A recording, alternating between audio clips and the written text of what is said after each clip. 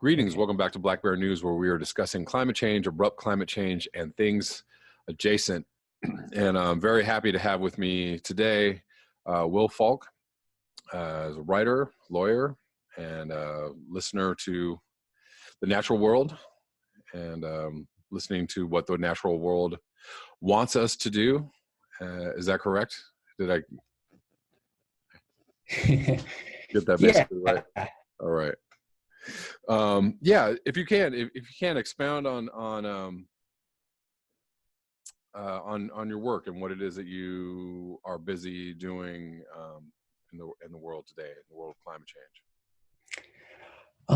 Well, yeah, I am a lawyer and I'm a writer. In a lot of ways, my legal work supports the points that I try to make in my writing. I started out as a public defender after law school in the Milwaukee, Wisconsin area. And I got a crash course in just how unjust and how racist our legal system is. And I felt very, very, excuse the pun, shackled by the criminal justice system. I was representing clients on a case-by-case basis. Attorneys are obligated to represent their clients' interests. And when many of my clients were people of color who were facing overcharging and all sorts of crimes for little things like mothers stealing chicken breasts from Walmart to feed their kids, I didn't really have much power as a public defender to push back. And I started to really think about whether the legal system is actually an effective means for creating change. And I guess I've come to the point where I don't think that legal change is going to save the planet.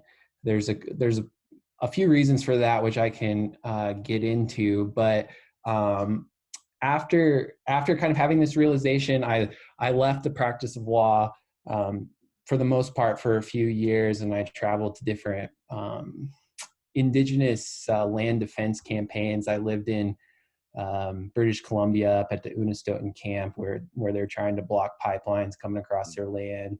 Yeah. I lived at a construction blockade on Mauna Kea in Hawaii. And I was there writing about my experiences, and I learned there was a lot of legal strategies that different campaigns take, but usually the only effective method of protecting the land was to actually protect the land and actually use force, whether that's nonviolent civil disobedience or in some cases, what some people would consider violence in self-defense. And so as I witnessed how that worked, I've been for the last few years trying to articulate what it is about the legal system that makes it so hard for change to happen. And knowing that it makes change so hard to happen, trying to think of things that we can do that will achieve the change that we need in a faster and more decisive way. Got it. Yeah, because, well, all of that I find very intriguing because the legal system is based on, ideas of, right. I'm sure the reason why you got into law was, because of the ideals of justice and what is right and the method of acquiring justice, right? In certain cases. So, but yes, obviously, yeah, the system is tilted, the system is broken, and definitely in the face of climate change, the powers that be, the interests, are very powerful that want to destroy nature and want to destroy lands and want to destroy indigenous people's living spaces. So what kind of work did you do? You said you lived on in some camps that were fighting pipelines and other kind of destruction. What exactly was your place in living there? My role mainly was just as a volunteer to help out, and to be an extra body. I was kind of the role I guess I created for myself through my own writing was specifically to write to European settler audiences, white Americans, about what's going on, and trying to really make it clear for people that we still live in a very genocidal culture. We don't often see, at least in the United States or Canada, we don't often see indigenous peoples being massacred, but we still see indigenous peoples being assaulted by carcinogens. We see their traditional homelands basically serving as the toilets for corporate waste. And I really wanted to make that very clear for people. So I thought the best way to do that was to actually go and see what's happening at these places, and try to ask indigenous peoples, if you could hire someone to write the story that you want told, what would that be? And that's what I try to do. I wrote a series on the Unistoten camp. You can find it on my website, willfalk.org. And another series on the stuff at Mauna Kea. But I got to the point where it's one thing to write an article and an essay, and try and convince people to do the right thing, and it's another thing to really walk people through the legal process. Try to get them to file lawsuits and other things, and then show them, when the judges inevitably strike down laws that would enforce some sort of true sustainability, to just show them, like, look, this isn't a good tactic. And that led me to, in the fall of 2017, I helped to file a lawsuit seeking rights of nature for the Colorado River. And it was the first federal lawsuit seeking rights for a major ecosystem.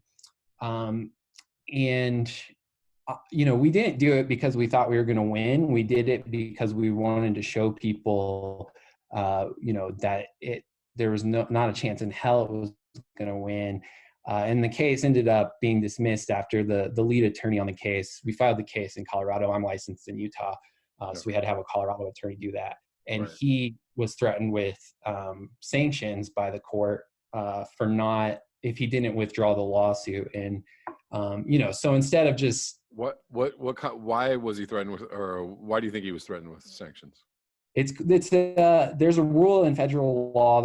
It's called Rule 11, and the sanctions are called Rule 11 sanctions by lawyers, and they're basically they're in place for people who file frivolous lawsuits or harassing lawsuits. In a normal situation, it's probably good to have sanctions against people that are just harassing other people by filing lawsuits. But in this situation, we were trying to get a court order that the Colorado River has legal personhood. We were trying to do something that protects all people, the close to 40 million people that rely on the Colorado River for water. And the response that we got from the Colorado Attorney General and from the courts is, this is frivolous. People's clean drinking water is frivolous. Right. If you don't withdraw this case, we're going to fine you and even report your license to the Colorado State Board, where his license to practice might have been revoked. So they were using that as a punitive log. Don't file these lawsuits. We don't like these lawsuits. Not that they're frivolous, but obviously they're too threatening for us. So yeah, absolutely. And what's really going on is by now, so much of the legal system is under the influence of corporations, and even the government protects the rights of corporations to destroy the natural world over citizens' right to exist in a clean and healthy environment, over the thousands and thousands of species that live in the natural world's right to just exist as species. And I guess through some of these experiences, it's led me to conclude that, like I said before, the change that we so desperately need is most likely impossible, not going to come through the legal system. But even if it could come through the legal system, legal change is notoriously slow. I mean, if you look at something like the struggle for civil rights, you know, that struggle, the struggle for civil rights for African Americans, you know, I think you would have to date that as beginning with slavery and going through the 1800s. It involved a whole civil war just to get people freed from slavery. And I feel like the environmental movement, environmental change, the change that we need to protect the natural world is even more fundamental than white supremacy. And I just don't see how that change is going to come by begging judges to do the right thing. Right. Because and so, racism, you know, that's one of the reasons why. It's interesting because racism is obviously wrong, right? Like people can see racism, go, that's terrible. But people can't see speciesism as, you know, they see human supremacy as like just a given. If you say like, hey, we shouldn't do this, or like, you know, it's a foreign idea to a lot of people, you know. Just And that's a really interesting point too, because I think, you know, I would call it human supremacy, the idea that the rest of the natural world exists for human use, and you know, the natural world has no value other than what it can produce for humans, and that logic is almost identical to the logic of white supremacy, that people of color exist for white people to use, to enslave, to you know, exploit their labor, that kind of thing. But it's also really interesting that, you know, there's been some, you know, a lot of historians and even scientists have commented on the fact that, you know, once we ended sort of chattel human slavery still is ongoing. In fact, they think that there's more people enslaved today than ever have been.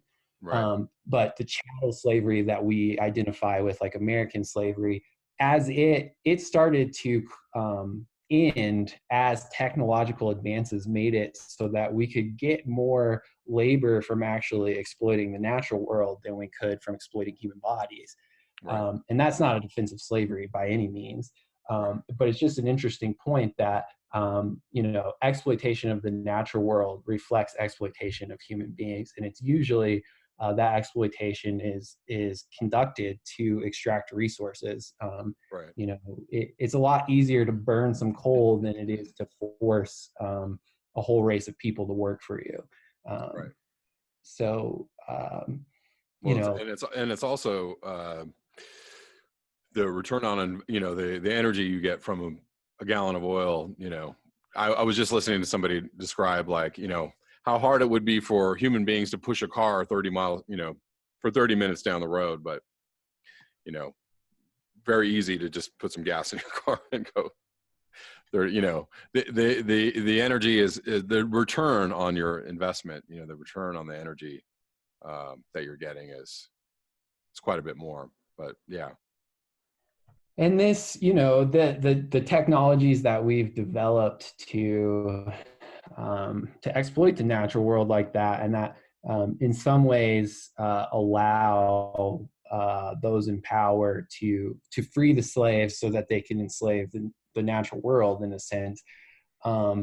Those, you know, because that's been happening for so long, it's almost become invisible to people. People don't, like you're saying, people don't recognize that, we have no right to drive species extinct just so, that we can drive our cars or, have refrigerators and eat ice cream every day.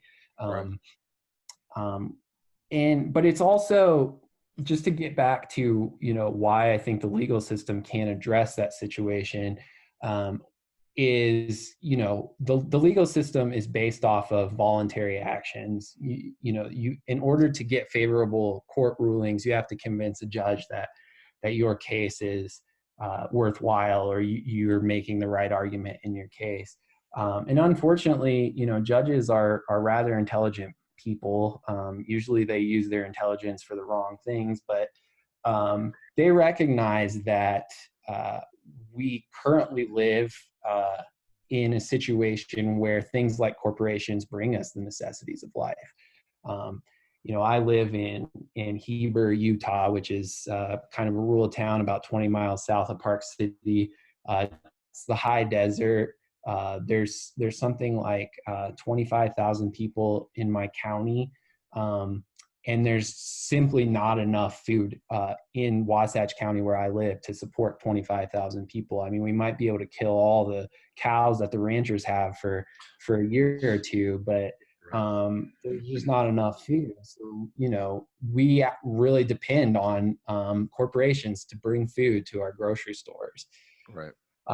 So to walk into a courtroom and ask a judge to grant nature rights that, or the ability to protect itself against corporations who are exploiting nature, but also bringing us the necessity of life, I just don't see how that's going to happen voluntarily, which is why I have advocated for force in dismantling the dominant culture. The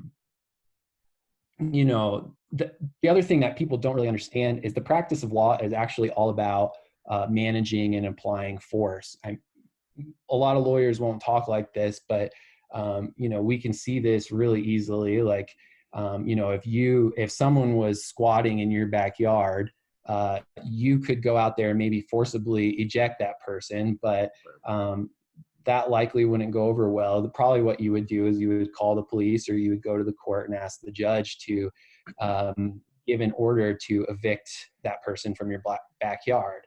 Right. But the only way that the judge is able to do that is because the judge can order armed men and women, the police, the National Guard, to do what the judge wants. So in the environmental movement, that has become so much of the environmental movement is involved in trying to file lawsuits, trying to get the government to enforce the Endangered Species Act, the Clean Water Act, those kinds of things. At the heart of that, all we're really trying to do is to get the judge to order the police to do what we want them to do. Right. And while this is taking so long, dozens of species are going extinct every day. We're drawing down the Earth's carrying capacity. Less and less life will be able to exist after population crashes, which it inevitably must. We're just delaying the inevitable. So my idea is, why don't we take out the middleman? Why don't we stop trying to go to judges and ask them to authorize our defense of our own communities? And why don't we start defending ourselves, learning how to defend ourselves?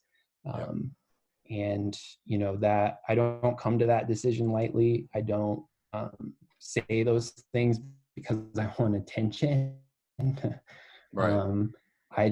When I take a realistic look at the world, that's the solution that I see. Right. Well, and that idea, I think, is built on an idea that's been around for a while, which is that if a law is unjust, or then you're morally on some, like, somehow, on some level, moral law is like above legal law, right? So you're morally free to, and probably should, break that law or oppose that law, because the law itself is probably protecting something that is nefarious, illegal, destructive, etc. And so, yeah, and I'm a big supporter of that idea myself, and that's why I found your, the original video where I found you intriguing. And I also think that that's, if we're going to have a chance to delay the destruction of the environment, there's lots of different ways that people think that we should go, as far as there's civil disobedience, and there's asking governments to declare emergencies. At the same time, like as you said, the destruction continues apace, right?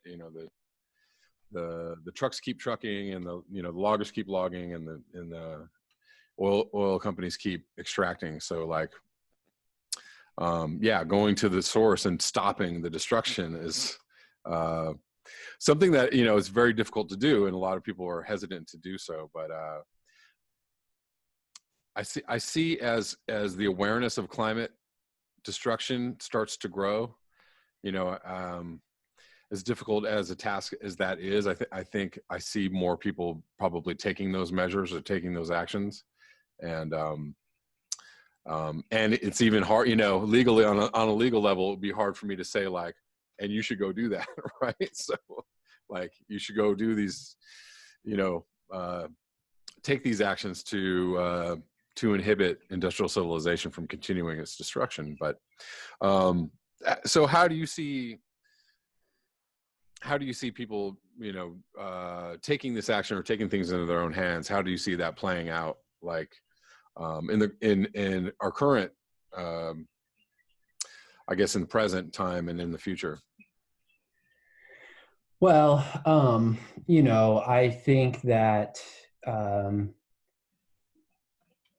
there's a couple of things, the way I see it playing out. I think that if we're going to if we're going to have any hope of preserving the planet's life support systems, the kind of forceful action that we need is going to have to be decisive. And what I mean by that is we can't just have sort of symbolic, and I know it's hard to think of maybe violent force as just being symbolic, but like, being in the streets shooting at the cops, that's not really going to help us. Right. We really need to disable, in my opinion, we need to disable the infrastructure that makes all of this possible. So, people that are a lot smarter than me have said that the whole point of war is to destroy your enemy's capacity to wage war. Right. And, those who are destroying the planet, their capacity to wage war on the planet, it comes through this whole infrastructure. It relies on fossil fuels with all of the refineries and pipelines and fracking wells, all of that to provide the actual energy, the actual material that's powering their war machine. And all of that infrastructure, there are various choke points, and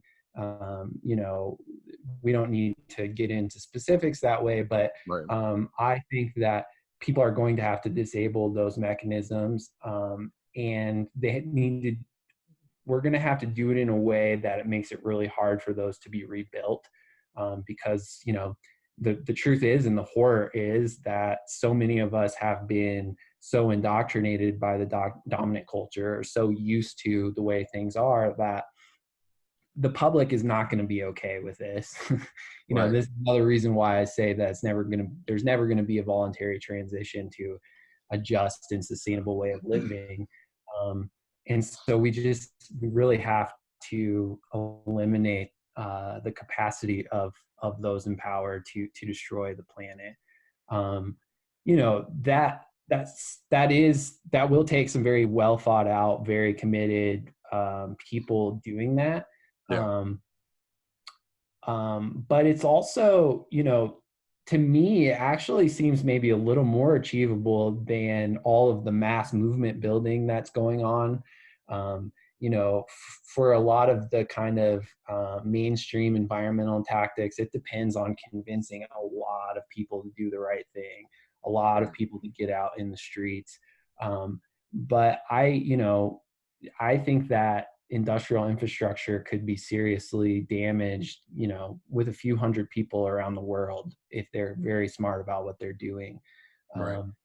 And to me, it seems infinitely easier to convince, a few hundred, 1,000 people to do something than the millions that we're trying to mobilize right now. Right. And well, leads me to another question. Originally, I was going to ask you, you were saying you were doing some writing on behalf of tribes that were defending their land.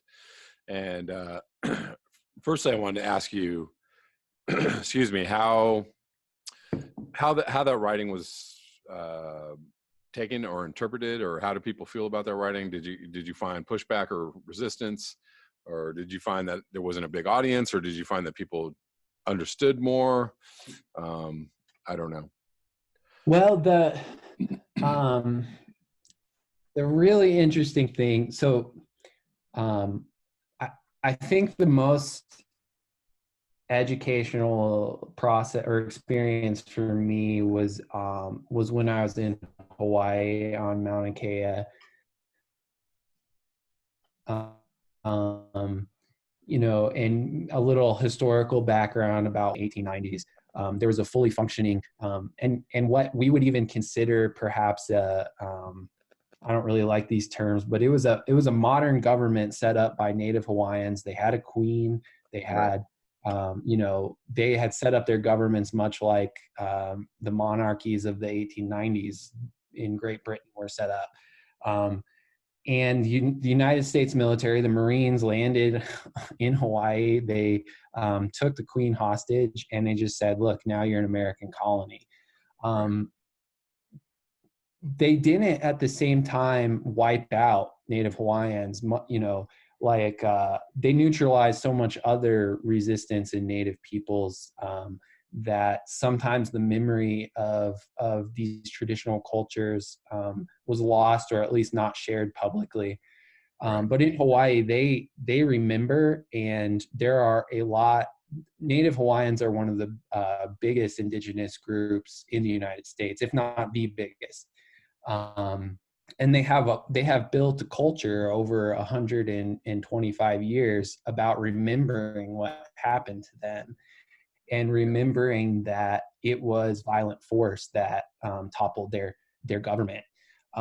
So I was living on Mauna Kea, where they want to build this massive telescope on a pristine section of Mauna Kea summit. And Mauna Kea is one of the most sacred places in the world to Native Hawaiians. And I started writing. I was very clear, and I still want to be clear, that I was writing about my perspective and my experiences at the blockade, and that I wasn't a spokesperson for Native Hawaiians. But I did speak about how a war has been waged on indigenous peoples for, since the dawn of civilization, but in America since the beginning of America's founding, and before that with British colonizers, that kind of thing. And I used terms like war, and I explained, there's more than just nonviolent direct action that can be used to protect yourself. And I don't know if this is like a reflection of what my success, how I should measure it, or what, but I was basically writing blog posts that were articles, and some of them were getting like 7,000 and 8,000 likes on Facebook. Like they were getting shared a lot. And that told me that even if sometimes a lot of people disagreed with me, which is understandable. But I feel like I touched on something that a lot of people were at least unconsciously recognizing. There was just as many people that, said, we think the same thing. We just don't, we don't want to say it, or, we didn't know how to say it. And, I am a good candidate for saying that kind of stuff. I'm a white man. I don't have children. I don't really have anyone counting on me. So, I feel like if there's anybody that should be taking risks in saying this kind of stuff, it should be people like me. So, yeah, I feel there's a lot of people I think that agree with this perspective, and it's just a matter of us talking about it more. Yeah, and even though it's, it can be a little scary to talk about, it can be a little, frightening to, but I think I agree with you in the fact that there's, I've been to Hawaii a bunch of times, and, obviously there is a culture there of like, of resistance of, we're not happy with this, infiltration, or with this, I feel like a lot of Hawaiians feel like they're hostages on their own land. They're not, right. They're not stewards of their own destiny. And, right. and, so yeah, I think, like, I agree with the idea to the extent that I have proposed on my channel. Like, I think that there should be natural spaces that are defended against humans. Like, we shouldn't be allowed to go everywhere. It's funny because I say that, and even people on my channel get really upset. Like, what do you mean? Like, even if we're, we're naturalists and we're hikers and we don't, we love the land. What do you mean we can't go everywhere? I'm like, you can't go everywhere. You shouldn't be. That's another form of human supremacy, right? Like, I should just be able to go anywhere that I want, and touch anything that I want, and, claim anything that I want, or live anywhere that I want. It's, like, to me, I think I like the idea of having natural space, wild spaces set aside for the earth, especially if we're going to regenerate some kind of capacity to fight climate change or climate destruction. Like, we should just start making places like, do not trespass, wild spaces for wild things, like no human contact. And I think a good way to start doing that would just to be like to defend those spaces, like, to say, like, you're not coming in this forest, you're not coming, you're not going to come on this coast, you're not going to come in this area. Like, I don't know. I don't know how long that would last. The defense would last, but probably, it would at least raise awareness around the idea that we are encroaching. We're everywhere. We encroach on everything. Yeah, and I mean, I think, I definitely think that as much wilderness that we have left should be protected at all costs. There are great examples of this kind of playing out right now. In Africa, they have, like elephants have armed guards and escorts. They're people that are defending against poachers. Right. And I think that idea that there are certain places that should just exist for themselves, and that humans should not, humans shouldn't have access to these places is an ancient idea, and we can even look to I have Irish ancestry, and I always wonder what people think, the little Irish myths about leprechauns and fairies, and where they think those things started. And the truth, it's like, I just went to Ireland last year, so this is fresh on my brain, but they always talk about how there's these fairy glens and these fairy woods, and they're basically little patches of old growth forests that have somehow existed, the colonization of Ireland, and they tell people not to go in there because there's fairies. In my mind, what they're really saying is there's a certain magic in the natural world that exists in this place, and you need to not mess with it. You need to let it be.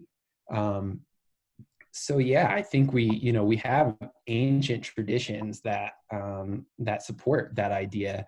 I would also be, I think we need to also talk about the fact that, abrupt climate change, expanding human populations, are, even if we put like solid physical barriers on pieces of land, the climate is still the climate is still suffering so much that we still might not be able to protect those places from the climate. And so that's another reason why I think our situation is just that much more urgent, and why we're going to have to act ourselves to directly stop these processes. I think land defense is necessary, but it's not necessarily sufficient in protecting wild places. Yeah. And how, I also wanted to ask you, I mean, I'm sure you're familiar with like the Earth First movement and what was the Earth Liberation Front? I think there were two separate kind of, they were big in like the 90s era, and they were pretty much kind of like stomped on like that, and that is I don't know if it's just a different time, if it, that response would be the same. Obviously, that's the downside to having armed resistance or violent resistance to Earth destruction, is that, it kind of invites the boot of the paradigm, the powers that be, coming down on you. So how do you feel about that?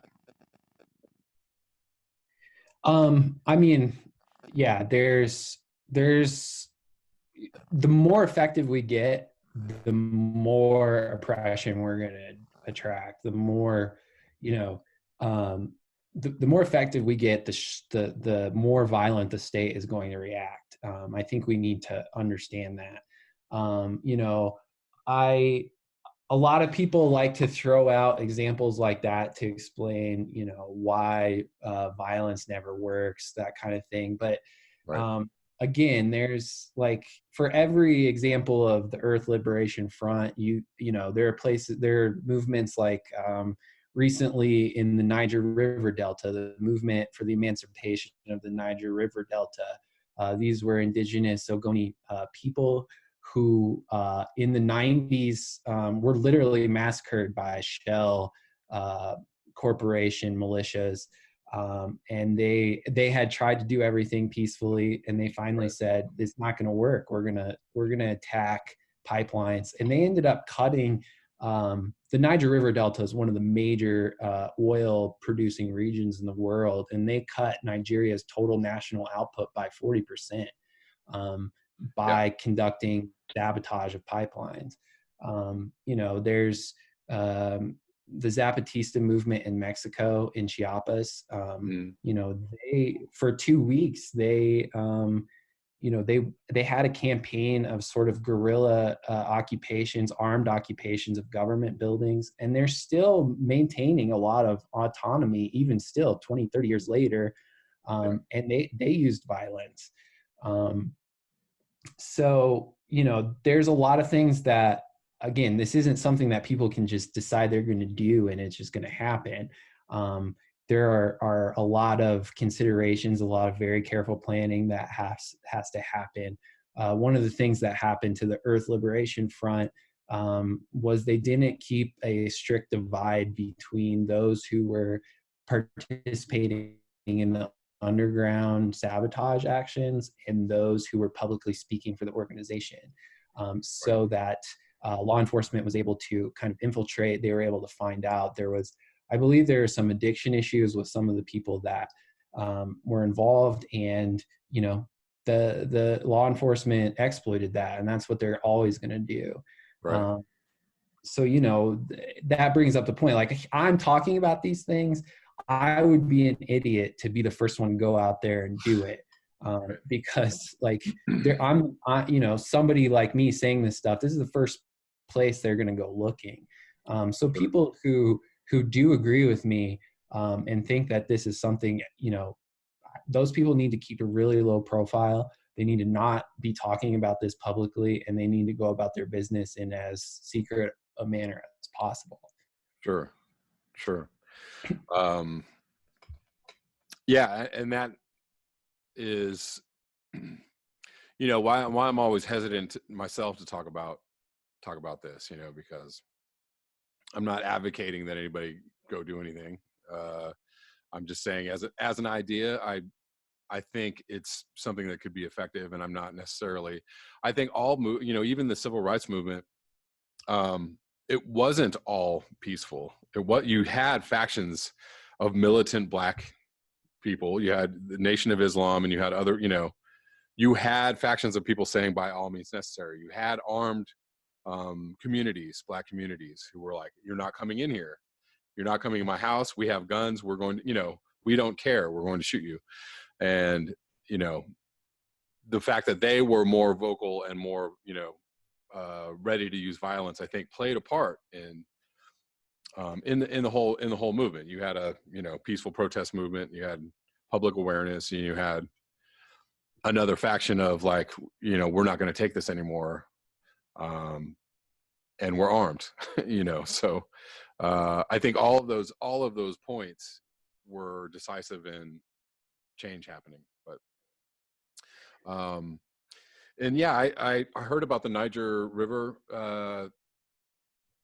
situation, like in another video. I think it was a Deep Green Resistance video. Mm-hmm. I'm not remembering the speaker's name right now, but they're talking about taking out certain nodes, pipelines, et cetera. You could actually do a lot of damage in keeping the industrial civilization forces from encroaching, anymore. But so what do you see happening in the next couple of years as far as like climate change and resistance, and how people might organize themselves into maybe alternative communities, alternative, ways of attacking this situation? Yeah, I mean, thanks a lot for bringing that up, because it's, a lot of people probably hear this and they, for whatever reason, they're not a good candidate for engaging in those kinds of clandestine type stuff, which is totally, I've heard, or I think it's just generally known that, even in major wars, like the military, only about 10% of the military is involved in the actual fighting. Right. The rest of it is logistical support. Not that we would call the military a community, but it's community building type stuff. Sure. And so, I think that, the way I always say it, what we really need is to build a culture of resistance. There do need to be those alternative communities, because, I haven't gone into this too much, but human populations are going to crash. They have to. We've overshot carrying capacity for too long, and ecology, the laws of ecology says it's going to happen. We're going to need, we're going to need good communities that can help people get through that. I think we need to, it's stuff like we're doing right now. We need to talk about what all our options are, because, if we're limiting ourselves to only those talking points that the government wants us to talk about or allows us to talk about, we can't build the ideas. We can't, come up with the strategies that we think are going to work. I think that, to me, every day that passes that, the dominant culture is still destroying the planet, is a loss, is a defeat. So, I mean, I think we need to start talking about this right now. We need action right now. Sure. We're stealing from future generations the longer that this goes on. Sure. I don't know how much hope I have that that's actually going to happen. I was watching one of your videos before, just trying, kind of getting ready, and you featured a story about these people that burned like 5 million bees or something, 500,000 bees. Right. And like, there's a lot of humans exist where that's not even they don't even care about that. That doesn't even cross their mind as a problem. So we just, all of this is just to say that we're going to have to take matters into our own hands. People are not going to change their minds, and they're not going to just one day wake up and be environmentalists. And we really don't have time to fuck around with trying to convince them. Right. Yeah. And I think, as you were saying, you know, as you were discussing the legal case where they, you know, threatened them, you know, to withdraw the case, they're also putting, you know, they're making more punitive laws around even protesting, right? So even, I think in Louisiana, there's pipeline protesters, and they're making it illegal to protest this pipeline. So, I mean, even protesting will be illegal. You know, they'll make talking about it being illegal. They'll make, you know, eventually making videos about it being illegal, you know, et cetera, et cetera. So, you know, your courses of action are getting fewer and smaller. So, you know, if they can throw you in jail for protesting, you know, and they can throw you in jail for sabotage, why not pick the option that, you know, has more results? Right. You know, to me, as they start cracking down on these things, it just means, like, you know, we know that there's going to be risk, but it's the difference. There's risk to ourselves versus, you know, so destroying the planet that no one can live here after us. Right.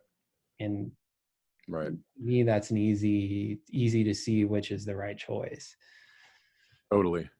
And the state is not against, on any level, using violence to, you know, proceed. They assume nobody's going to say anything, or nobody's going to put up a wall, right? So they just go, you know, hey, everything's going to be 5G now. Here you go. You know, it's up to you to say something about it, and how, you know, how strongly you want to protest that whole thing. You know, it's all on us, right? You know, so we can talk about, oh my God, the horrors of 5G, or, you know, or you could have protests, or you could have, you know, you can gather signatures, or you could take out some towers. I don't know, you know, whatever. And I'll, you know, it's up to people to really decide, like, what is their, you know, what's their breaking point, I think. Yeah, I mean, that's the writer Derek Jensen. I think he has a great way of explaining this. He often says, you know, if aliens came down to Earth and they're poisoning the water, poisoning the air, stripping all our topsoil, we would fight like hell to destroy those aliens. But when it's corporations and the government that's doing it to us, somehow it's okay, and we're not going to fight back. Right. And I think we need to start seeing it that way. I mean, they are poisoning the water. They are poisoning the air. Right.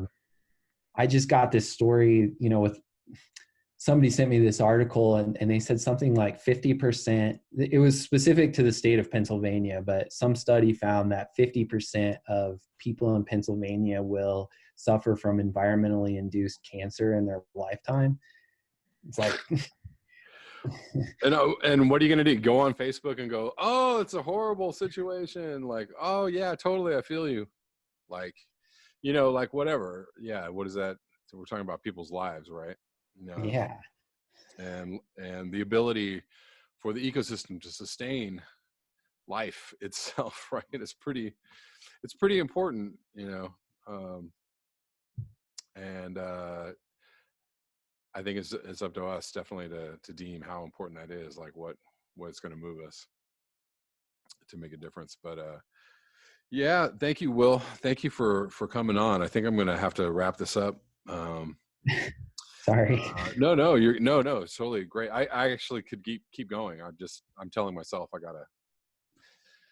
got other things to do. So I got, you know, so I appreciate you coming on. Hopefully I can have you back sometime. Maybe we can talk in another month or two or whatever, and just, you know, keep the discussion going. I appreciate it. I'd love to. Yeah. Yeah, I like to just bring different ideas about what it means to live in this time of climate destruction, sixth mass extinction, you know, ecocide, as it were. And I appreciate your thoughts, and I appreciate your voice on this, and you know, keep up the good work. Thank you. Thanks for doing what you're doing. It's great work. Thank you. All right, appreciate that, Will.